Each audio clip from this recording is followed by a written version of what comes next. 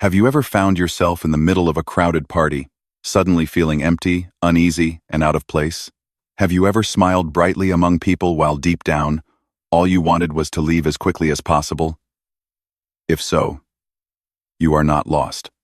You are simply beginning to listen to yourself, what Carl Jung called the voice of the soul. In a world where everyone rushes to connect, those who choose to slow down, to have few friends, to live quietly, are often the ones living most truthfully. They are not afraid of emptiness, because they understand that in silence lies the answer they seek. They do not turn to the crowd for validation. They turn inward for peace. Jung once said, "Loneliness does not come from having no people around, but from being unable to communicate the things that seem important to you." That idea opens the door to our journey today, a journey into the 5 rare traits often found in people who have few friends: authenticity, independence, selectiveness, self-reflection, and growth. Consider this a slow conversation, one where you don't need to remember, only to listen and let your soul feel.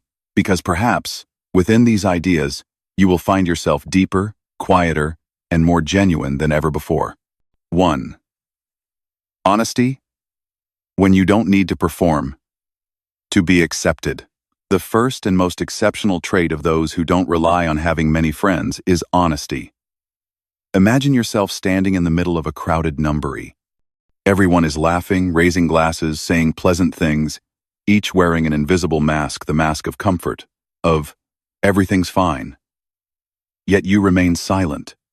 You don't force a smile. You don't try to insert yourself into a dull conversation. You choose to stand still, to observe. And in that moment, you feel detached, but also at peace. Carl Jung called the mask people wear every day the persona. It is the number of ourselves we want the world to see: politeness, pleasantness, decency, and success. Jung did not criticize the persona. He simply warned that we must not let it devour the soul.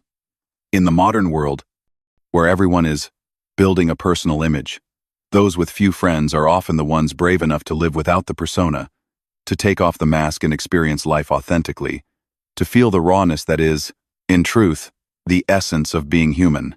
Today, what people fear most is not loneliness, but being forgotten. They post a picture, waiting for a few dozen likes, just to feel that they exist. They write a status, editing it again and again, just enough to inspire without appearing weak. The truth is, many of us live haunted by the need to be liked. But you see, those with few friends don't need that. They don't measure their worth by the crowd's approval.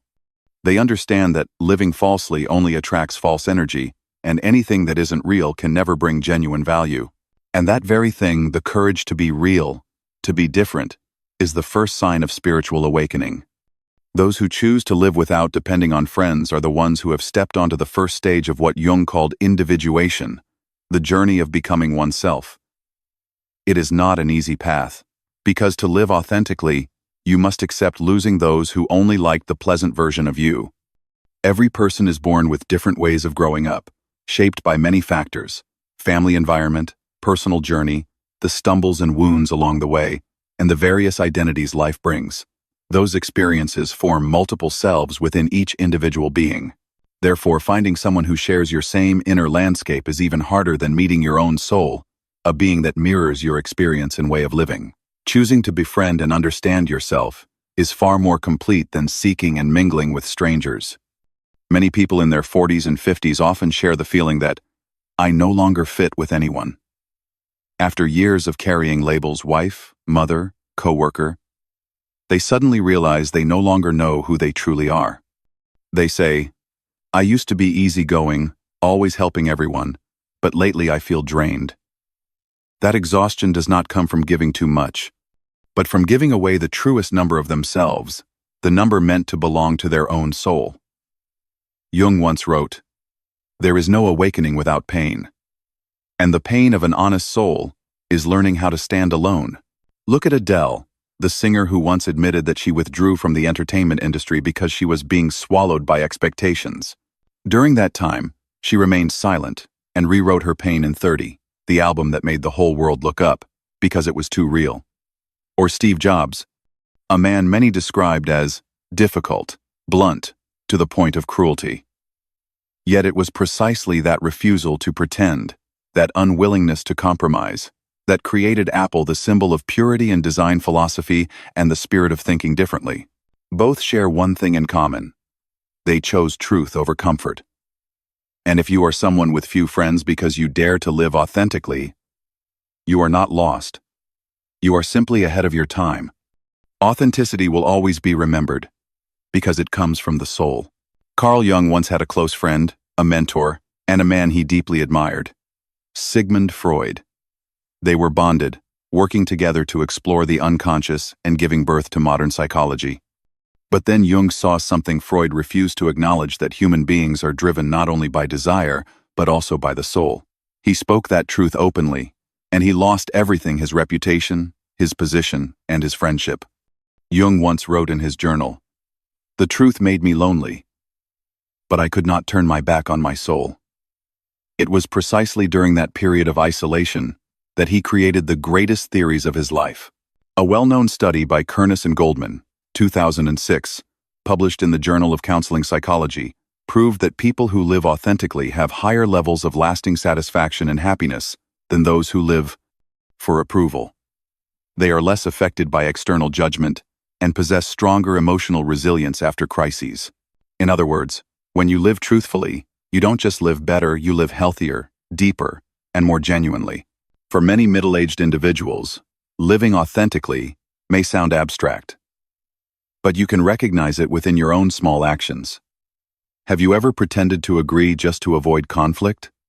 Have you ever smiled while feeling hurt inside? Have you ever stayed silent when someone diminished your worth? If you have, you've lost a number of your true self. And if you're beginning to pause, to learn how to say no, to learn how to reject shallow relationships, then congratulations, you've chosen the right direction. In an era where everyone fears being left behind, those with few friends are the ones preserving what society is losing: a distinct individual identity. They are not afraid of loneliness, because loneliness is no longer emptiness. It is a space where they can truly be themselves. They may not be liked, but they respect themselves.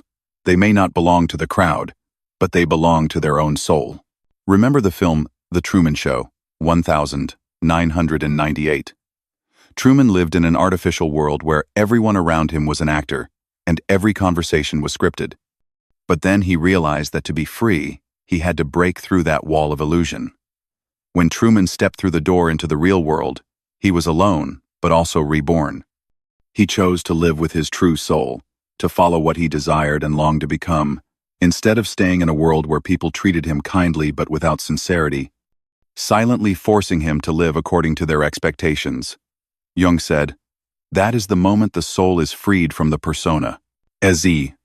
People with few friends are not eccentric. They are simply those who protect for themselves a space untouched by noise and pretense. They understand that every genuine relationship begins with a strong relationship with oneself. They do not chase after the gaze of others, they look deeply into the mirror to find their soul again.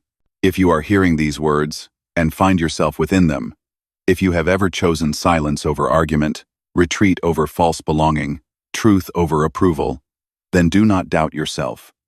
You are living in accordance with Jung's definition of a mature soul, one who does not need to perform to be accepted. Honesty sometimes costs you relationships, status, and even the feeling of being loved. But it gives back to you the most important thing, the wholeness of your soul. And that is something no one can ever take away from you. Be real, even when the world prefers pretending. Be truthful, even when others choose to hide. Because only when you no longer fear being disliked will you truly be loved. Loved by the very essence Jung called the self, your original soul. Honesty is not a destination, but a path. A lonely yet luminous path, where you will see each layer of the mask fall away. And at the end of that journey, you will meet yourself again, the person you have long forgotten. When you spend more time alone, you develop an extraordinary inner strength to remain yourself, even when social pressure demands otherwise. Those who choose to love themselves through authenticity always have their own style, their own sense of aesthetics, and their own way of living.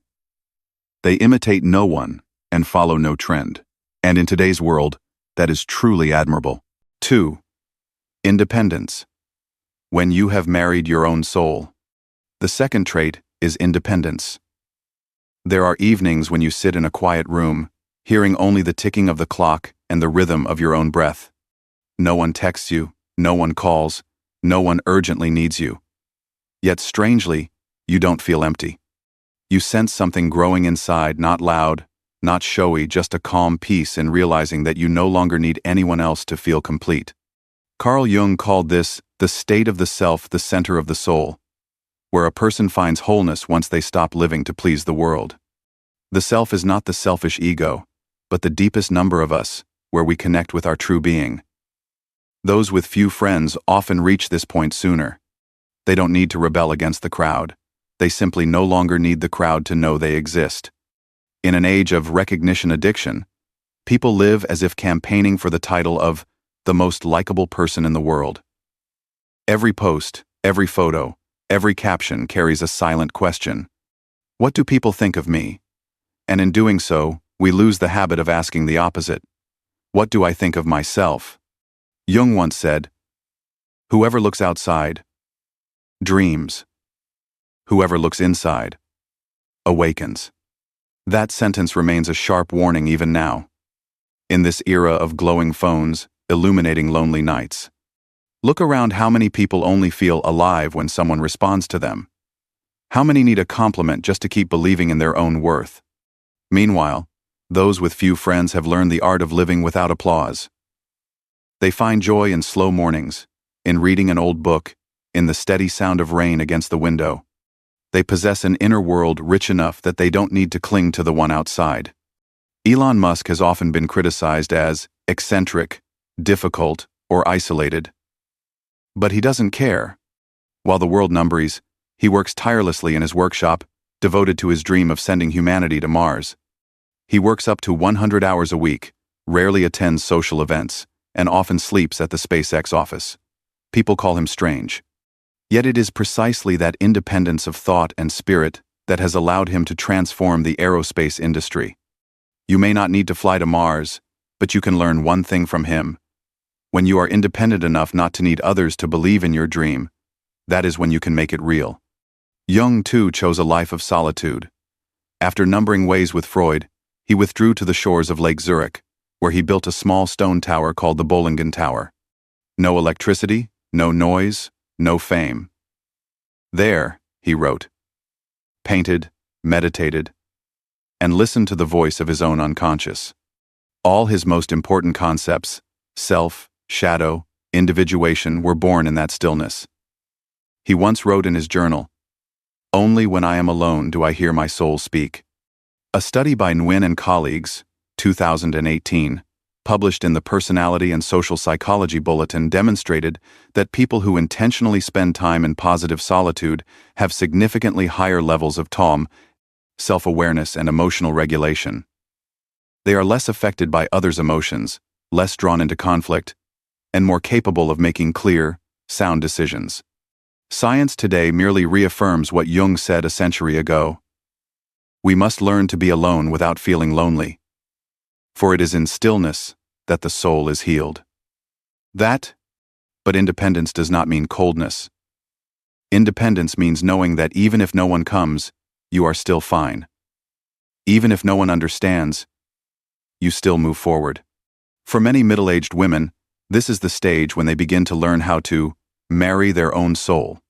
After years of living for others, for their husbands, their children, their work, they finally place a hand over their heart and ask, "What about me? What do I like? What do I want?" That question, at first, carries a hint of guilt, but then it opens the door to a new journey, the journey of self-mastery. Happiness can only be built through independence. Independence in thought, in the way you work, and in the way you live. When you expect nothing from anyone, you can no longer be disappointed, and therefore, you can no longer suffer. Self-control is not about closing your heart, but about opening it in the right way. When you are emotionally independent, you don't need others to make you happy. You appreciate their presence, but you don't attach your spiritual life to them. You know how to listen to yourself before listening to the crowd. You don't have to follow trends, because you've already found your own rhythm of life. And if at times, you are misunderstood as being cold or distant, remember this: it is a small price to pay for great peace. Jung once wrote, "The strong person is the one who can walk into their own darkness without needing anyone to hold the light." The world today does not teach us that. It teaches us how to impress, how to say what others want to hear, how to win attention. But it doesn't teach us how to listen to the silence of our own soul. And those with few friends are the true scholars of that silence. In music, Johnny Cash once sang "I Walk the Line." He wrote that song while living away from his first wife, surrounded by the temptations of the spotlight. "I keep a close watch on this heart of mine, for you to stay true to myself." That lyric wasn't just about love. It was a metaphor for inner honesty, for walking the line between loneliness and freedom, between temptation and resolve, between noise and silence. If you are in a phase of withdrawal, limiting communication, losing interest in meaningless chatter, please don't rush to think that you are different. You are entering the freest stage of the soul, the stage Jung called the convergence of the ego and the soul. There, you are no longer the role society forces upon you. You are the writer of a new script for your own life. Independence does not mean rejecting the world, but rather not being controlled by it. You can love, help, and contribute, yet never lose yourself in those acts. You no longer seek light from the outside, because you have learned how to kindle it from within. On this journey, there will be moments when you feel lonely. But remember, loneliness is not emptiness. It is space. Space for the soul to breathe, for the mind to clear, for the heart to rest after years of living in noise. And when you reach that peace, you will understand why Jung said, "Independence is not separation, but union with the deepest number of oneself." So, if today you are sitting alone, no one calls, no one invites you out, do not feel sad. Look into that silence and realize it is not absence, but a gift of peace. A gift that only those brave enough to walk alone can ever unwrap. Embrace that independence as if you were dancing with your own soul. No audience, no applause, no spotlight. Because sometimes, the most beautiful dance is the one no one sees, just you and your truest self moving in harmony. 3. Selectivity. When the soul knows who may stay. The third trait that having few friends cultivates is selectivity. A refined ability to recognize who truly aligns with your energy. In the language of Carl Jung, this reflects a psychological process he called projection. Jung believed that everyone we meet mirrors a number of ourselves. Those we admire reflect the beautiful aspects we have yet to develop, while those who irritate us touch the shadow within we have not yet faced. Therefore, people with mature souls, often those with few friends, no longer connect randomly. They choose carefully, not out of arrogance, but out of deep understanding that every relationship is a mirror reflecting one's own soul. Today, the world lives under the illusion of connection. Everyone has hundreds of friends on social media, yet not one person to have a real conversation with. We bond through messages, emojis, seen and typing, but rarely through genuine listening. The more crowded the world becomes, the emptier human souls feel. Because as the number of experiences and lives increases, it becomes harder to find someone who vibrates on the same frequency. And amid that noisy sea of people, those with few friends rediscover what the majority have lost: the ability to recognize what is real. They don't need many relationships to feel secure. They only need people with whom they can truly be themselves. No pretending, no guessing, no performing. In a society addicted to attention, selectivity becomes an act of awakening. It's like choosing to live in a small but warm house rather than a vast, cold palace. Keanu Reeves is living proof of this.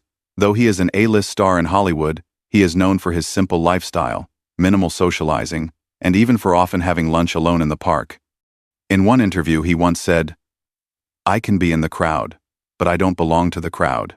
People think he is lonely, but in truth, he simply knows the limits of the energy he wants to give. Reeves doesn't let himself drown in noisy relationships because he understands that peace doesn't come from the crowd. It comes from connections that are real, small, and pure. Carl Jung once said, "Everyone you meet is a mirror reflecting a number of you that you do not yet understand." This means that if you constantly encounter people who hurt you, perhaps you are being asked to learn how to heal the number of yourself that is still wounded. If you feel drawn to strong, fearless people, it may be because that is the brave number within you, longing to awaken. When you understand this, you stop seeking friends as a way to fill emptiness. You begin choosing those who can evolve with you. And when that happens, your circle may grow smaller, but your soul expands wider than ever before. In fact, a famous study by Holt Lundstad and colleagues, 2010, published in PLOS Medicine, revealed that the quality of social relationships has a stronger direct impact on longevity than smoking or obesity. This means that what matters is not how many people surround you, but who truly stays. Healthy relationships nourish the nervous system, reduce stress, and increase resilience after crises. Therefore, those who have few friends but choose the right ones don't just live more deeply, they live more healthily. Think of those in middle age who, after many stumbles and heartbreaks, gradually realize that not everyone who smiles is a friend, and not everyone who stays is a true companion. They begin to choose quiet evenings over numberies, deep conversations over meaningless chatter. They would rather sit alone reading a book, listening to music, or sipping tea than force a smile in a crowd that doesn't understand them. And in that moment, they begin to see a truth clearly. Selectivity is the power of the mature. People with few friends are not isolating themselves. They are simply those who understand the limits of their own energy. They know that true friendship is not measured by how often you meet, but by how safe you feel being yourself. When you can be with someone and feel understood, without needing to explain, that is genuine friendship. But to have that, you must be brave enough to let go of the relationships that only drain you. This selectivity, according to Jung, is an essential step in the journey of individuation, the process through which a person returns to their true self. Every relationship carries an influence on our psychological energy. If we constantly remain in an environment filled with judgment and pretense, our soul contracts. But if we live in an atmosphere of respect and openness, our soul blossoms. Therefore, selectivity is not withdrawal. It is a form of spiritual care. Jung once said something deeply thought-provoking. Not everyone is ready to face their own darkness, and do not let them dim your light. Those with few friends understand this well. They don't hate anyone, but they do not allow anyone to pull their energy down. They are grateful even to those who once hurt them, because through that pain, they learned the importance of setting boundaries. And they no longer try to prove anything. They simply live quietly, moving at their own rhythm like a stream flowing toward its own peace. In the film Into the Wild, 2007, Christopher McCandless, a young college graduate, chose to abandon the material world, leaving behind money, fame, and comfort to search for the truth of himself amid the wilderness of Alaska. Along his journey, he met many people. Some taught him kindness. Others taught him loss. He chose to keep the genuine connections and let go of the rest. In the final entry of his journal before he died, Christopher wrote, "Happiness is only real when shared." That sentence was not a denial of solitude, but a final realization after a long journey of selectivity that only when we know who is truly worth keeping do we begin to understand what real happiness means. Selectivity does not make you distant, it makes you discerning. You are not rejecting the world, you are simply choosing the numbers of it that align with your inner worldview. For those in their 40s and 50s, a stage when many relationships dissolve and many values shift, this is a vital transformation. It is not withdrawal, it is the maturity of the soul. You learn to cherish the few who stay, even if they are only a handful. You learn to say no without feeling guilty. You stop trying to please others just to be accepted. And then, you realize that you don't need a crowded circle to be happy. You only need a few people, or sometimes just yourself, and that is enough. If someone calls you difficult, arrogant, or distant, just smile. They don't understand that selectivity is the mark of a soul that has endured enough pain to know what is truly worth keeping. Carl Jung once wrote, "What you choose to keep is not just about others, it is about the essence of yourself." When you choose healthy relationships, you are choosing to protect your soul. When you walk away from a toxic one, you are telling the universe, "I deserve peace." Selectivity is the silent declaration of those who have been hurt, who have lost, who have loved in the wrong places, and finally realize that Not everyone deserves your energy. Keep those who make you feel safe being yourself, those who do not judge you when you are vulnerable, those who do not leave when you fall silent. Let the rest drift away like passing seasons. Do not hold on with a heavy heart. Because sometimes, maturity is not about learning to connect more, it is about learning to let go. And only when you are truly selective can you love in a pure way. 4. Self-reflection. When you become your own conversation numberer. The fourth trait revealed by not placing too much importance on friendships is the ability to self-reflect, a form of quiet, profound, and deeply courageous intelligence. People often think loneliness is a void that must be filled, but for those with a rich inner life, solitude becomes an opportunity to engage in dialogue with oneself, to illuminate the hidden corners we tend to avoid. Carl Jung called this process shadow integration, the act of confronting and integrating one's inner darkness to become a whole person. In Jungian psychology, the shadow is not merely the evil or negative number of us, but the aspects of ourselves that remain unacknowledged, the emotions we repress, the desires we deny, the anger and fear we once buried deep within. Only by daring to face them can we truly understand who we are. Those with few friends hold a great advantage here. They have the space, the stillness, and the time to converse with their own soul. While much of the world lives amid the noise of constant notifications, they choose to live in the slow, steady rhythm of awareness. Nowadays, many people are afraid of silence. They turn on music while showering, scroll through their phones while eating, and watch videos when they feel sad. They cannot stand even a minute of quiet, because silence forces them to face themselves, and that is something they are not yet ready for. We are living in an era of escape from the inner world, where noise is used to mask the voice within. Jung once said, "Whoever looks outside, dreams. Whoever looks inside, awakens." But to have the courage to look deep within yourself, you must pass through many long nights of endless reflection that no one else can understand. Think of Oprah Winfrey, the most powerful woman in media, who endured a deeply painful childhood, abused, belittled, and cast aside by society. For many years, she lived with fear and guilt until she began her journey of inner healing, confronting the wounded child within herself. Oprah once shared, "We cannot heal what we are unwilling to face."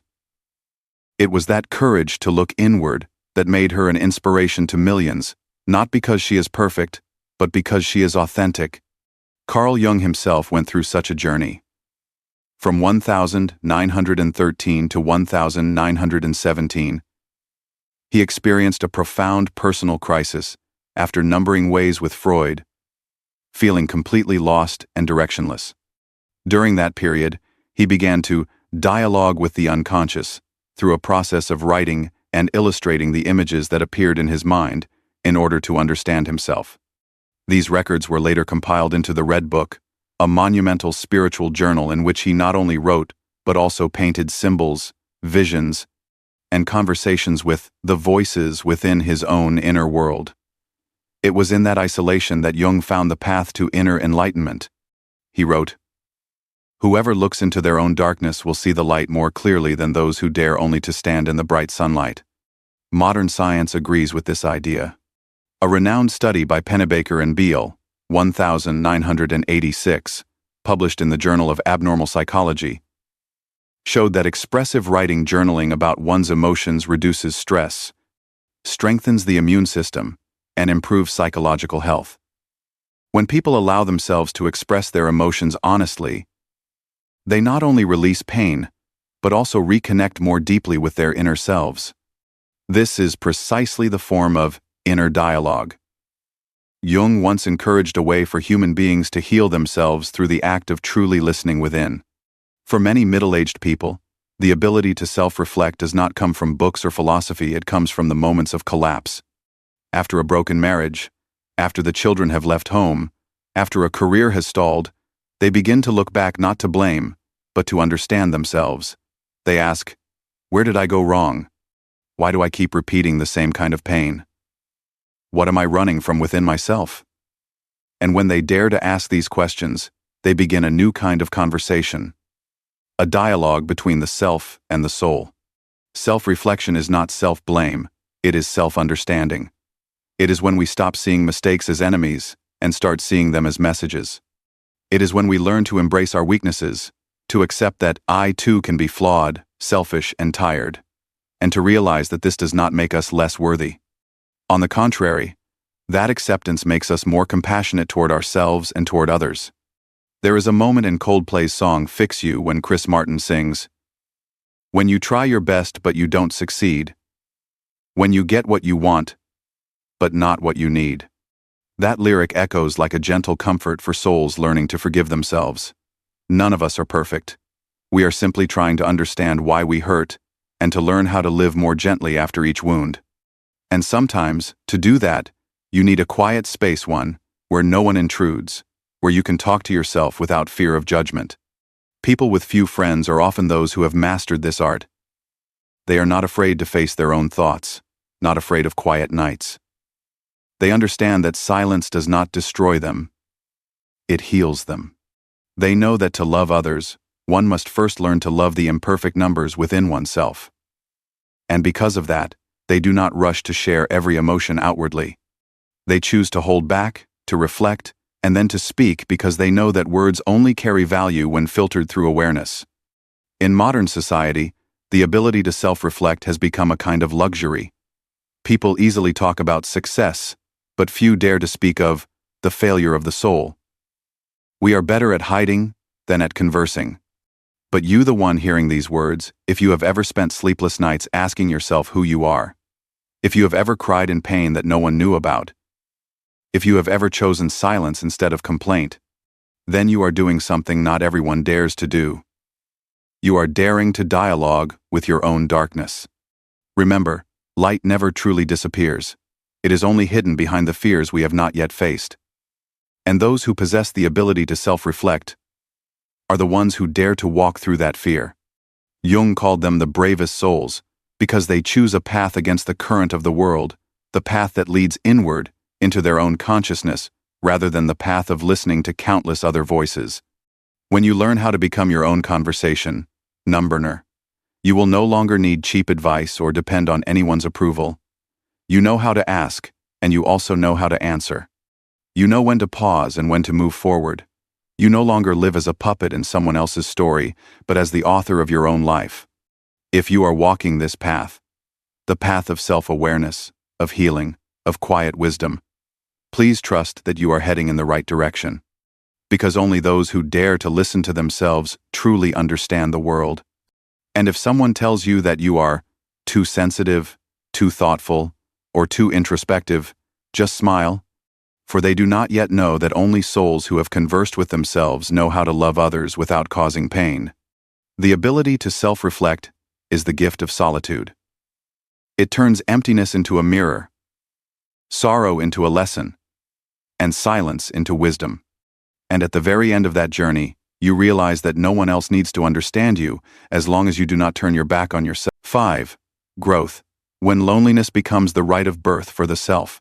The fifth characteristic revealed by not placing too much importance on friendships is growth and maturity, when loneliness is no longer a punishment, but a rite of passage for a soul ready to enter a new stage of life.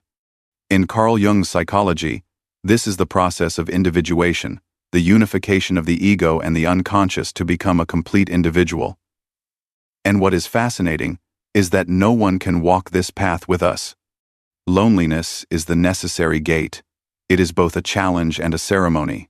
Jung once wrote, "What does not kill me makes me stronger." On a deeper level, stronger here does not mean physical or social power, but the strength of knowing who you are and accepting it fully.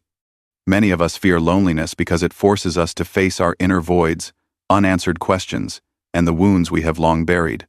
Yet it is precisely in those moments, when we have no one left to cling to, that we begin to rely on ourselves, and true maturity begins there.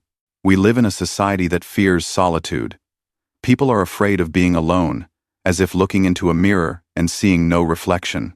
They rush into patchwork relationships, overloaded jobs, or the endless noise of social media not because they need to, but because they are afraid. Afraid of silence, afraid of hearing the truth their heart wants to speak. Modern consumer culture has taught us to equate growth with wealth, status, or fame, while inner growth, The only kind that brings true peace has been dismissed as secondary. But those with few friends, those who choose to live slowly and deeply, understand this. Maturity is not about what we acquire, but about what we are able to let go of. Nelson Mandela was a living testament to the power of solitude. During 27 years in a cramped cell on Robben Island, he lost his freedom, his family, and his youth. Yet instead of allowing loneliness to destroy him, Mandela turned it into a laboratory for the soul. He read, he wrote, he reflected. He cultivated patience and compassion. So when he finally walked free, he carried not hatred, but the light of forgiveness. Solitude did not break him. It rebirthed him. And that is what Jung called the rite of transformation. Loneliness, seen through Jung's eyes, is the cocoon that surrounds a soul in metamorphosis. Within it, we dissolve the old layers of identity, the ego that longs to be loved, to be recognized, to be praised in order to be reborn as our truest selves. Jung believed that individuation only happens when a person dares to step into the dark corners of their being, facing fear, fragility, and limitation. No one can do that for us, and no one can truly understand what it feels like to go through it. That is why this journey is often mistaken for isolation. In truth, it is the sacred path of rebirth. A study spanning more than 75 years from Harvard University, the Harvard Study of Adult Development, compiled by George Vaillant, 2012, revealed that true maturity does not come from material success or social relationships, but from the ability to transform suffering into meaning. In other words, those who can learn from loss, loneliness, or crisis tend to have greater mental health and fulfillment later in life. This research reinforces Jung's view. Crisis is not the enemy of growth. It is the teacher.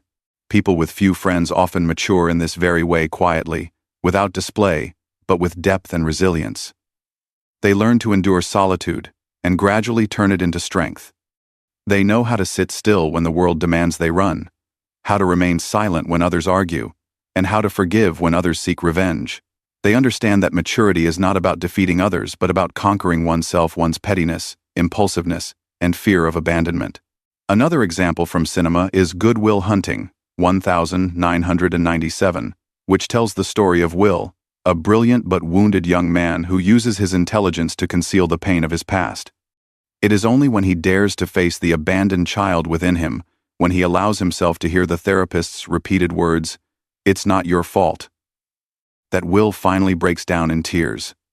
And in that moment, he grows. He is no longer afraid of love, of being left, or of himself. That is the step of individuation, the moment when a soul is reborn, not through another person, but through its own tears of self-understanding. If we look closely at the journey of those with few friends, we will notice a similar pattern. They have closed their hearts, been hurt, and felt lonely. But instead of running away, they chose to listen. And because of that, they evolved. Jung believed that the small self must die for the true self to live. Those who have experienced deep solitude understand this not through books, but through their hearts. The modern world teaches us how to compete, but not how to pause and examine ourselves. It teaches us how to accumulate, but not how to understand. People with few friends are the ones who dare to stop not because they are weak, but because they are brave enough to listen to the voice within. They mature in the most natural way, by observing, reflecting, and gradually letting go of their illusions. Carl Jung once wrote, "Man cannot find his soul in the noise of the crowd, but in the silence of solitude." Those with few friends probably understand this better than anyone. They are no longer afraid of being alone. They see every moment of stillness as an opportunity to rebuild their soul, to check whether they are still being honest with their true essence. For them, every season of solitude is a season of growth. And then one day, they no longer need to prove anything. They don't have to say, "I've changed," because others can feel it in their eyes, in the calm way they move through life's storms. True maturity is never loud. It simply happens when we stop seeking answers from the world because we have already found them within ourselves. If you are in a phase where everything around you seems to be drifting away, fewer friends, fewer words, fewer appearances, don't worry. You are not falling behind. You are maturing in a way the modern world has forgotten, growing in silence. Loneliness does not kill the soul. it purifies it. Loneliness does not take away strength. It teaches us how to find it within ourselves. Every time you endure a long night with no calls, no understanding, yet still manage to keep your heart at peace, you move one step closer to the self. The ultimate point of convergence in Jung's journey. Believe that your loneliness has meaning. It is not pointless, not accidental. It is a sacred ritual that the universe has reserved just for you to help you give birth to a new self. One that is steadier, wiser, and freer. So when you sit in a quiet room, with no messages, no voices, gently whisper to yourself, I am growing. No one sees it, no one praises it, but your soul knows. And as Jung once said, no one becomes enlightened by imagining figures of light, but by making the darkness conscious. Loneliness is not the end of your journey. It is your beginning, the beginning of rebirth. When you've come this far listening, thinking, and feeling your heart settle into silence, perhaps the journey has already begun. You are no longer standing outside Carl Jung's concepts. You are truly living within them. The 5 traits we've explored are not merely descriptions of those with few friends, but mirrors through which you can recognize the true face of your soul. Honest, independent, discerning, self-reflective, and growing each day. But Jung would not stop there. He never wanted people merely to understand themselves, but to become themselves. Because understanding without transformation is only knowledge, words, and advice forever frozen in the mind, whereas understanding that is expressed and lived each day becomes wisdom. Knowledge that remains only in the mind is like a candle that has never been lit. It knows it can shine in theory, but in reality, it cannot warm the soul. Only when one begins to live according to what one has understood and remembered, letting every realization flow into words, into a gaze, into the way one loves and responds to everyday moments, only then does understanding turn into true wisdom. Jung once said that all knowledge of the soul is meaningless if it is not breathed into everyday life. Therefore, what you are learning about authenticity, independence, discernment, or solitude is not meant to be displayed in your mind, but to be transformed into a new way of living. One that allows you, each passing day, to face silence, to stay instead of flee, and to look deeply within yourself without fear. From this moment on, your journey is no longer about listening to understand, but about living to feel every change within yourself and the world around you. The unseen becomes a vibrant inner landscape of emotion and sensitivity.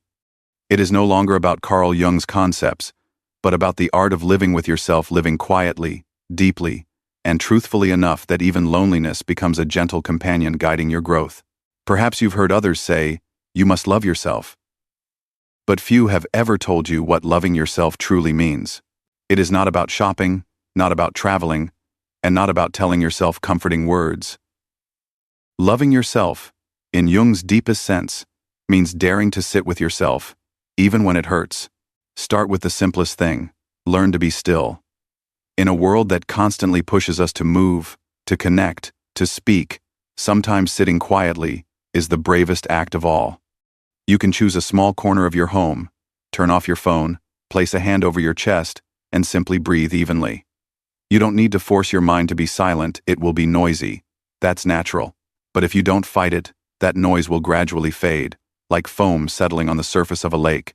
Peace doesn't come from eliminating noise, but from accepting it. And when you begin to notice emotions rising, sadness, anger, fear, regret, try asking questions instead of passing judgment. Jung once said, "The soul doesn't need to be judged. It needs to be understood." When you feel sad, don't ask, "Why am I so weak?" Ask, "What is this sadness trying to tell me?"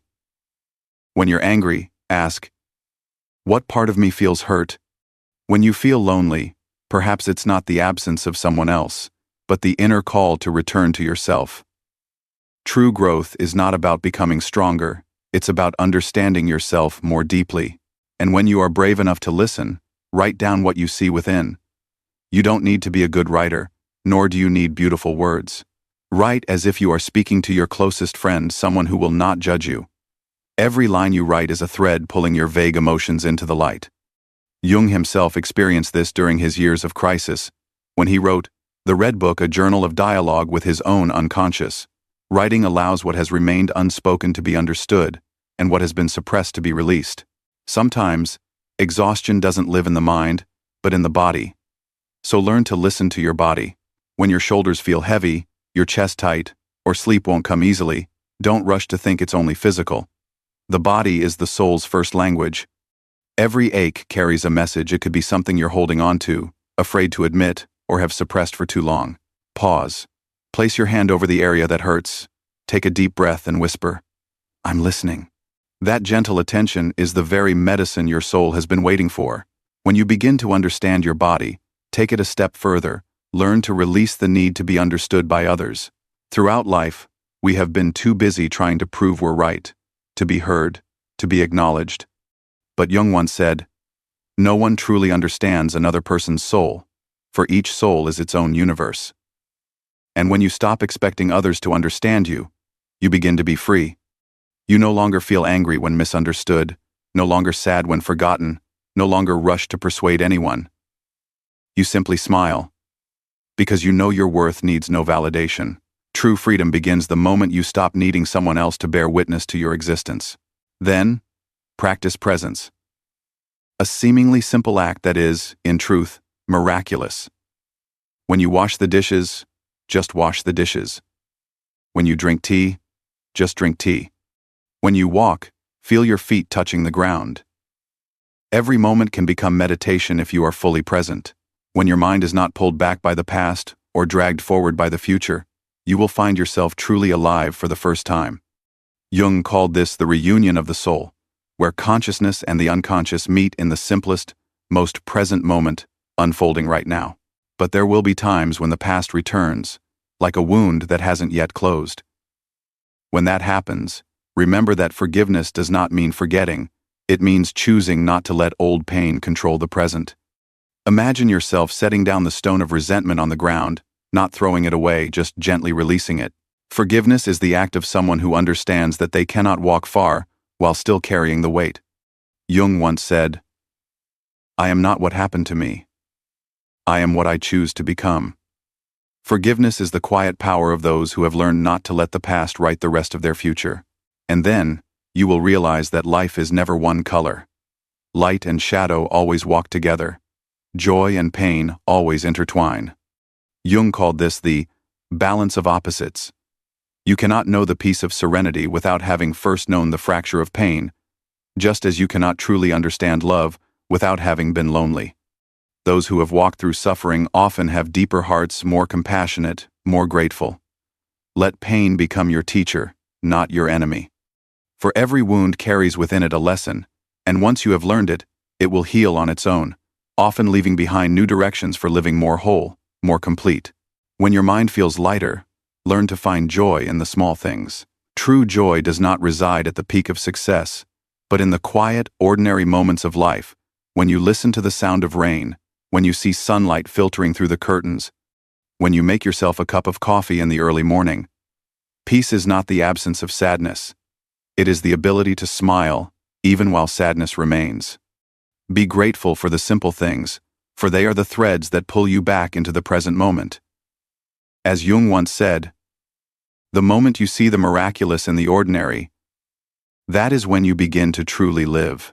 And finally, nourish your soul through creation. You don't need to be an artist to create. Cooking a meal, planting a flower pot, or writing a few lines of notes, all of these are acts of creation. Because creativity is not about performance. It is about affirming to yourself that you are alive, that you are bringing real things into existence. When you do something with full attention, you open a small door for your unconscious to speak. Every time you create, you heal a little, because you are allowing yourself to live, to feel, to touch life itself. If you have walked this entire journey, you will realize that loneliness is no longer the enemy, but the sacred ritual of birthing a new self. It teaches you to see life within stillness, to find love within pain itself, and to understand that all the answers are not out there, not within others, but always within you. Everything is no longer about what will happen in some vague, detached way, but about how do you want it to happen. And you hold the right to decide everything that will unfold or appear in your life. Jung once said, "Who looks outside, dreams. Who looks inside, awakes." Perhaps, after all these reflections, you have begun to awaken not with noise or fireworks, but with a peaceful opening of the eyes. Because when you truly look within, you will see, every understanding is already there, every wisdom already exists, and every journey is simply the way back home to yourself. When you choose to spend your time listening, reflecting, and understanding yourself, you have already gone farther than most of the world out there. Because in an age where everyone is busy chasing after glittering things, you choose to sit down and look within. You choose to move slowly, to stay silent, to understand instead of merely knowing. And that, according to Carl Jung, is the bravest act a soul can perform. People often think that the journey of self-development is a grand mountain climb, with success and radiant light waiting at the peak. But Jung did not see it that way. He saw human beings as a forest one that holds both sunlight and shadow, birdsong and breaking branches, beauty and wildness. He taught that man cannot become whole if he lives only in the light. Jung gave us the language to describe what we have long felt but could never express, that emptiness amid a crowd of noise, that exhaustion from having to play a role in your own life, that longing to be understood without having to explain. He helped us see that these feelings do not make us different, but rather make us people who feel more deeply. In every stage of this journey, Jung did not speak in commands but in understanding. He did not demand that you change immediately, but gently reminded you, everything begins the moment you are willing to look at yourself, to look into the darkness, to look at even the parts of you that you once despised. And when you dare to look, you begin to heal. Perhaps that is why Jung was never a philosopher to be memorized, but a companion to live with. He built no walls between reason and emotion, between good and evil, between light and shadow. He believed that both exist within every person, and our task is not to eliminate one side, but to reconcile them. People come to Jung to heal, but they stay because they feel respected even when they haven't improved yet, even when they're still confused, fragile, or trapped in a journey with no clear way out. Jung never asked you to be happy. He only invited you to be honest. And honesty, in its deepest sense, is not about speaking the truth to others, but about speaking the truth to yourself. I'm tired. I'm afraid. I'm not ready. But I will keep going. That is the quiet courage and also the beginning of the growth that Jung called individuation, the process by which a person returns to their original, free, and complete self. Do you notice that the deeper you go into Jung's philosophy, the lighter you feel? Because he never made us feel guilty for our shadows. On the contrary, he helped us understand that darkness is what gives light its shape. We don't need to erase fear. We only need to learn how to walk with it. We don't need to kill the ego. We just need to recognize when it's speaking for us. And we don't need acceptance from the outside, when we have already accepted ourselves within. If today you are in a quiet phase no one understands, no one stays beside you, please believe that this stage is not meaningless. It is helping you grow in a way that light never could. Because, as Jung once said, one does not become enlightened by imagining figures of light, but by making the darkness conscious. And if you feel different, please smile. Those who understand Jung know that being different is not wrong. It is a sign of awakening. You are not out of rhythm with this world. You are simply one step ahead on the path back to your true self. Perhaps you have asked yourself, am I too lonely? Jung would likely answer, no. You are merely in the birth ritual of your soul. Indeed, loneliness does not kill anyone. It only kills old illusions. And when those illusions fade away, the truest part of you begins to emerge and awaken. You will find yourself lighter, deeper, and calmer. You will stop chasing answers in the eyes of others because you have already found them in your own reflection. In his later years, Jung once wrote, I am no longer concerned with whether people call me a scientist, a psychologist, or a madman. I am only concerned with one thing, whether I have been honest with my soul. That sentence, if you listen closely with your heart, is the soundtrack to the entire journey you have just traveled through. If you have listened this far, you are already practicing what Jung always hoped for in humanity, the tireless pursuit of self-understanding. For there is no philosophy, no religion, No teacher who can save you other than the awareness you nurture within yourself each day. You have chosen the harder path, the inward journey, where there is no audience, no rewards, no fireworks. Yet it is precisely there that you will find the greatest thing a human being can ever reach: inner peace. If today you cannot yet see the road clearly, just keep walking. If you feel tired, rest. But do not turn back. Every step you take, no matter how small, brings you closer to yourself. And you are not alone. Somewhere out there are thousands like you souls awakening, learning to live truthfully, reconnecting the thread once broken between the self and the world. You are doing the right thing. You are returning. You are healing. Tell me, what part of this journey made you reflect the most? Have you ever gone through what Jung called the dark night of the soul? If so, what did you discover within yourself after those quiet moments? Share it in the comments, because your story might help someone else feel a little less alone on their own journey. And if you feel this message has touched you, hit like to spread understanding. Subscribe to the channel to walk with us through the next journeys of awakening. And remember, we are not here to teach you how to live, but to learn with you how to listen to yourself. Because, as Jung once said, people come to heal, but they stay because they feel respected. And you, the one hearing these words, deserve respect, deserve to be understood, and deserve the freedom to live true to your soul.